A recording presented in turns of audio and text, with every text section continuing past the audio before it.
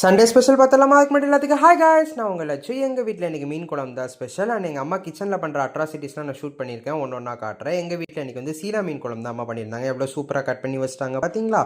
ஒரு தரம் அண்ட் 2 தரம் 3 தரம் அண்ட் 4வது தரம். நீங்களும் இப்படி தான் கழுவி ஊற்றுவீங்களா அப்படிங்கிறத மறக்காமல் கமெண்ட்டில் சொல்லிடுங்க. சூப்பராக எங்கள் அம்மா மசாலாலாம் போட்டு குழம்பு கூட்டி வச்சுட்டாங்க.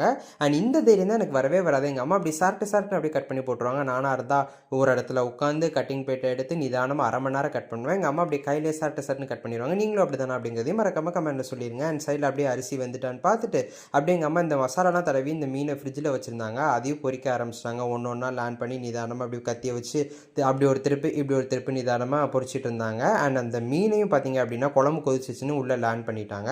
அண்ட் எங்கள் அம்மா வந்து தீவிரமான மெட்டியூலி ஃபேனுங்க. நேற்று வந்து மெட்டியூலி பார்க்கலையா, ஆனால் இப்போ வந்து மெட்டியூலி பார்த்துட்டு இருக்காங்க. நானும் வீடியோ எடுக்கிறேன், எங்கள் அம்மா மொபைலை மறைப்பாங்க பார்க்குறேன். நீ என்ன வீடியோ எடுத்து நான் மெட்டியூலி பார்த்தே அவன் பார்த்துட்டு இருக்காங்க. இந்த எண்ணெயை பார்த்தீங்க அப்படின்னா வேறு எதுலையும் யூஸ் பண்ண முடியாதா, மீன் ஸ்மெல் அடிக்குமா? அதனால் எப்போவுமே எங்கள் அம்மா பார்த்தீங்க அப்படின்னா அந்த மீன் பொரிச்ச எண்ணெயை வந்து அப்படியே குழம்புல ஊற்றி விட்ருவாங்க. அண்ட் இந்த அன்கிள் எங்கள் வீட்டு கேட்டு மாட்ட வந்தாங்க.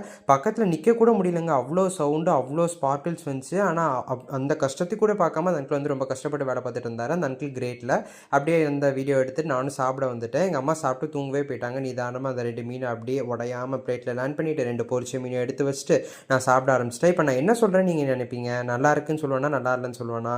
ஆஸ் யூஷுவல் எப்பவும் போல நல்லா இருக்குன்னு தான் சொல்லுவேன். பட் இன்னும் உண்மைக்குமே நல்லா இருந்துச்சுங்க. அண்ட் உங்கள் வீட்டில் என்ன லஞ்சு, என்ன பிரேக்ஃபாஸ்ட் அப்படிங்கிறத மறக்காமல் கமெண்ட்டில் சொல்லிடுங்க. Bye guys.